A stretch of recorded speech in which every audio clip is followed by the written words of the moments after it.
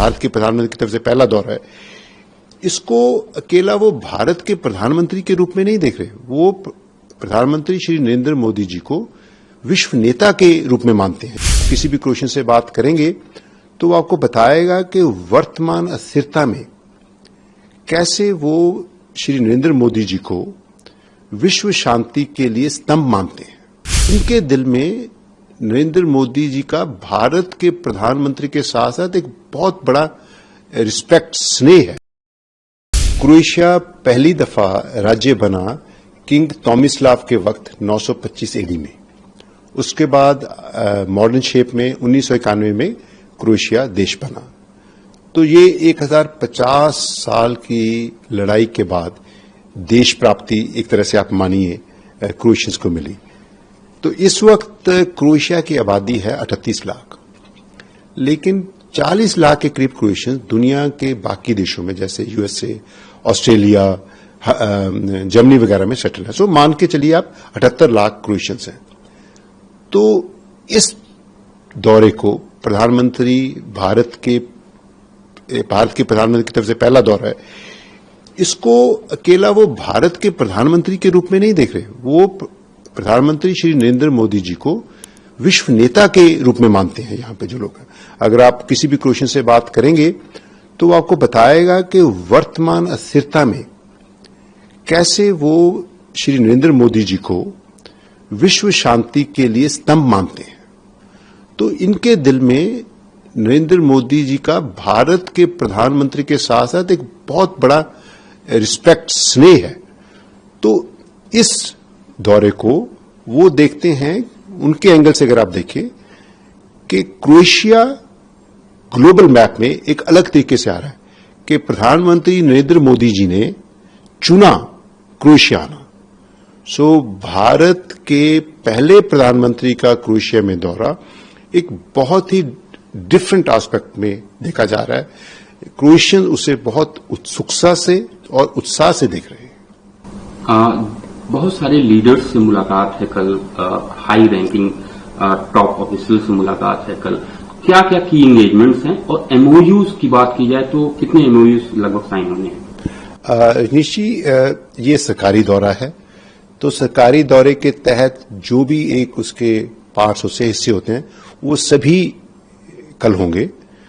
उसमें राष्ट्रपति जी से बातचीत, प्रधानमंत्री जी से बातचीत, delegation level talks, homeland monument में विजिट और देश अब जाग्रेब शहर के चौक में जहां पे आम जनता है वहां पे भी जा रहे हैं। तो सभी एस्पेक्ट्स इसमें कवर हो रहे हैं। तो ये जैसे मैंने कहा, ये दौरे को आप देखें तो दो नेताओं में, दो देशों में ये जो एक तरीके से गठबंधन हो रहा है, इससे ये जो रिलेशनशिप है भारत और क्रोएशिया की एक बहुत डिफरेंट अलग ट्रेजेक्ट्री में जाएगी, जिसके जो रिजल्ट्स हैं वो आने वाले दशकों में हमें देखने को मिलेंगे। तो हमें इसको उस एंगल से देखना चाहिए। और भारतीय प्रधानमंत्री का बल्कान्स में पहला दौरा है, सो इससे कैसे भारत की तरफ से, भारत के प्रधानमंत्री जी की तरफ से इस सारे दुनिया के इस हिस्से को क्या अहमियत दी जा रही है वो सामने आ रही है। लेकिन तो शुरुआत के लिए 4 एमओयूज साइन होने का प्रोग्राम है। पहला है जैसे कृषि में, तो उसमें कृषि और उसके अलाइड एक्टिविटीज के 30 जो स्फीयर्स हैं उनको आइडेंटिफाई किया जा चुका है। तो उसमें आने वाले वक्त में इन 30 फील्ड्स में लोगों का, एक्सपर्ट्स का एक्सचेंज, मटेरियल्स का, इंफॉर्मेशन का ये एक्सचेंज होगा, जिससे दोनों देशों के किसानों को फायदा होगा। साइंस एंड टेक्नोलॉजी में भी मेन एरियाज आइडेंटिफाई किए गए हैं। फार्माकोलॉजी जैसे यहाँ पे क्योंकि फार्मासिटी का काफी है, आईटी, डिजिटल, ये सब जो इस वक्त चल रहे हैं। ओशनोग्राफी बिकॉज हमारा दोनों का कोस्ट यहाँ पे 1777 किलोमीटर एडियाटिक कोस्ट है, भारत का 7,500 किलोमीटर का कोस्ट है, और हमारा व्यापार जो है 95% कोस्ट के थ्रू होता है। तो साइंस और टेक्नोलॉजी में कोऑपरेशन होगी, तो स्टार्टअप्स का हमारा ब्रिज बना हुआ है। यहाँ पे क्रोएशिया में इनोवेटिव स्पिरिट बहुत आई है जैसे भारत में है। तो इस एग्रीमेंट के बाद दोनों देशों के साइंटिस्ट का आदान प्रदान होगा, ज्वाइंट प्रोजेक्ट्स अंडरटेक किए जाएंगे, रिसर्च एक्टिविटीज होंगी, जिससे दोनों देशों को फायदा होगा। इसके अलावा सांस्कृतिक प्रोग्राम 5 साल के लिए साइन किया जा रहा है, जिसमें संस्कृति के सभी दायरे जैसे music, dance, theatre, museum, archaeology, cultural heritage, festivals, audio visual, सभी क्षेत्रों में आदान प्रदान होगा, एग्जीबिशंस होंगी, वर्कशॉप्स होंगी और हिंदी चेयर जो यूनिवर्सिटी ऑफ जागरेब में चल रही है उसका आगे 5 साल के लिए बढ़ोतरी की जा रही है। जिस तरह से हम फ्री ट्रेड एग्रीमेंट की बात चल रही है यूरोपियन यूनियन के साथ, तो क्रोएशिया में ये विजिट क्रोएशिया किस तरह से अपनी अहम भूमिका निभा सकता है इसमें, उस पर अगर कुछ बताना चाहिए। देखिए, अगर हम मौजूदा भारत और क्रोएशिया का व्यापार देखें तो आज के वक्त क्रोएशिया की टोटल एक्सपोर्ट जो है, निर्यात है क्रोएशिया का, वो $27 बिलियन का है, लेकिन क्रोएशिया से भारत को निर्यात सिर्फ $70 मिलियन का है, जो आप मानिए 0.26% बनता है। अगर हम क्रोएशिया की आयात देखें, क्रोएशिया आज $47 बिलियन का आयात करता है, लेकिन भारत से आयात सिर्फ 318 मिलियन है, जो 0.67% होता है। तो भारत इस वक्त दुनिया की चौथी सबसे बड़ी इकोनॉमी है, जल्द ही हम तीसरी सबसे बड़ी इकोनॉमी होने जा रहे हैं। तो वो तभी हो पाएगा जब भारत का जो निर्यात है और बढ़े, कई गुना बढ़े। उसके लिए यूरोप एक बहुत बड़ी मार्केट है, क्रोएशिया उसका हिस्सा है। क्रोएशिया ईयू का हिस्सा बना 2013 में और यूरोजोन और शेंगन का हिस्सा बना 2023 में। तो प्रधानमंत्री जी के इस दौरे से जो भारत और क्रोएशिया के लोगों में, सरकारों में घनिष्ठता होगी, उससे जो हमारा भारत का ईयू के साथ एफटीए अभी नेगोशिएट हो रहा है, तो उसमें भारत का पक्ष प्राप्त करने में हमें काफी सहायता मिलेगी।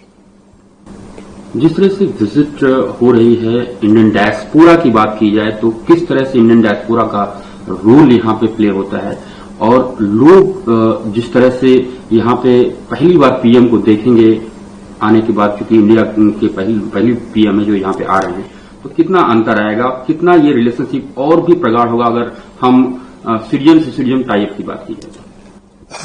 अगर आप भारतीय यहां पे देखें तो 3 साल पहले तक 100 से कम भारतीय क्रोएशिया में थे। पिछले 3 सालों में भारत से लगभग 20,000 वर्कर्स जो हैं वो यहां पे आए हैं, जो यहां के अलग अलग क्षेत्रों में जैसे कृषि, tourism, food supplies, ship building, construction वगैरह में काम कर रहे हैं। तो क्रोएशिया का जो एम्प्लॉयर है वो भारतीय वर्कर को समझता है मेहनती है, कमिटेड है, स्किल्ड है, तो वो बहुत सेटिस्फाइड है, उसकी संतुष्ट है भारतीय वर्कर को लेके, इसलिए वो और वर्कर भारत के यहां चाहते हैं। तो अब ये जो आने वाले वक्त में क्रोएशियन इकोनॉमी की ग्रोथ के लिए यहां के क्रोएशिया के प्रधानमंत्री जी ने भी स्टेटमेंट दी थी कि अगर क्रोएशिया को ग्रोथ है तो उसके लिए उनको लोग चाहिए। लोगों जो हैं उसमें के स्किल्ड लोग हैं, जो हार्ड वर्किंग हैं, डिसिप्लिन हैं, उनमें भारतीय सबसे ऊपर आते हैं। तो इसलिए भारतीय वर्कर्स की यहां पे बहुत इज्जत है, और मेरी जब भारतीय वर्कर्स से बात हुई तो अपने दोस्तों को भी यहां लाना चाहते हैं क्योंकि वो संतुष्ट हैं। ये तो एक व्यापार वाली माइग्रेशन की तरफ है, लेकिन अगर दोनों देशों के संबंध देखें तो वो सदियों पुराने हैं। 16वीं सदी में 1530-1540 के करीब डुब्रावनिक, जिसका उस पर जागूसा कहा जाता था, करीबन 12,000 लोगों ने उस वक्त गोवा में थे और उन्होंने सेंट ब्रॉस के नाम पे 1563 में चर्च बनाया, जो डुब्रावनिक के प्रोटेक्टर हैं सेंट ब्लेज, उनके नाम पे है। तो जो लोग पीपल टू पीपल कांटेक्ट, लोगों का संबंध हमारा 500 साल से पुराना है। उसके बाद 17वीं सदी में फिलिप वेजिन, जो कार्मेलाइट मिशनरी थे, उन्होंने पहली संस्कृत ग्रामर छपाई में जो की वो लिखी, और वो फिर उसके बाद एक तरीके से वो बेस बन गई इंडो यूरोपियन लैंग्वेज की स्टडी का। पिछले दशकों में बहुत क्रोएशियन भारत गए हैं, ऋषिकेश, बनारस वगैरह, वहां पे अलग अलग मठों में गुरुओं के पास गए हैं और वो उनके ही हो गए और यहां आकर वो उनकी ही प्रैक्टिस को यहां पे प्रोपेगेट कर रहे हैं। ये भारतीय नहीं कर रहे, ये क्रोएशियंस भारत गए, वहां से इतने प्रभावित हुए कि उनके चेले बन के अब उसको यहां पे बढ़ा रहे हैं। तो यहां के लोगों में भारतीय संस्कृति और भारतीय फिलॉसफी, भारतीय स्पिरिचुअलिटी की बहुत कदर है, बहुत इज्जत है और प्यार है। और यहां पे इसी वजह से आज 10,000 से ज्यादा क्रोएशियन रोज योगा अभ्यास करते हैं और इसके लिए करीबन 250 के करीब योगा स्टूडियोज बने हुए हैं। आयुर्वेदा लें तो कम से कम 25 आयुर्वेदा स्टूडियोज बने हुए हैं। कई रेस्टोरेंट हैं जो सिर्फ आयुर्वेदिक खाना ही बनाते हैं और उनकी लाइनें लगी रहती हैं। पीछे मैं ब्राच द्वीप यहाँ पे बोल शहर है, वहां गया तो वहां पे बहुत high and plant based restaurant है और उसका जो मालिक है वो भारत का प्रेमी है, दिल से प्रेम करते हैं भारत को। तो यहां के लोगों में भारत के प्रति बहुत प्रेम है। इस वजह से वो प्रधानमंत्री श्री नरेंद्र मोदी जी के इस दौरे को बहुत उत्सुकता और उत्साह से देख रहे हैं। एक और क्वेश्चन होगा सर, अभी एक टेररिस्ट अटैक हुआ था पहलगाम में, जम्मू कश्मीर में 26 इनोसेंट लोगों की जानें चली गई। उसके बाद ऑपरेशन सिंदूर लॉन्च किया इंडिया ने टेररिस्ट के ठिकानों पर पाकिस्तान में बहुत सारी जगहों पर। कुछ बीच में इंडिया और पाकिस्तान के बीच में चीजें ठीक नहीं रही। उसके बाद हमारे डेलीगेशंस गए ऑल ओवर वर्ल्ड अलग अलग जगहों पे और जो इंडिया का जो फाइट है टेररिज्म के अगेंस्ट में और जिस तरह से पाकिस्तान उसको सपोर्ट कर रहा है, सारी बातें करने के लिए कि किस तरह से हमें इंडिया को सपोर्ट करें वो उन टेररिज्म के फाइट के अगेंस्ट में। क्रोएशिया का कहां ये रोल किस तरह से इंपॉर्टेंट होता है, क्योंकि पीएम की विजिट है, इन सारे सब्जेक्ट्स पे भी बातचीत होगी, टेररिज्म पे भी बातचीत होगी, तो किस तरह से देखते हैं? ऋषि जी, जैसे ही पहलगाम एपिसोड हुआ तो क्रोएशियंस वर शॉक्ड, उनको बहुत दुख हुआ।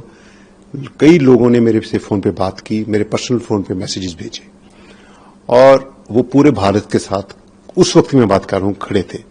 उसके बाद जो भारत ने रिस्पॉन्ड किया उसकी आप किसी भी क्रोएशियन में स्ट्रीट पे जैसे बात करेंगे वो भारत की पक्षता की बात करते हैं। तो जो भारत की तरफ से मेजर्ड रिस्ट्रेन्ड रिस्पॉन्स हुआ उसकी पूरी अप्रिशिएट करते हैं हर एक तरीके से।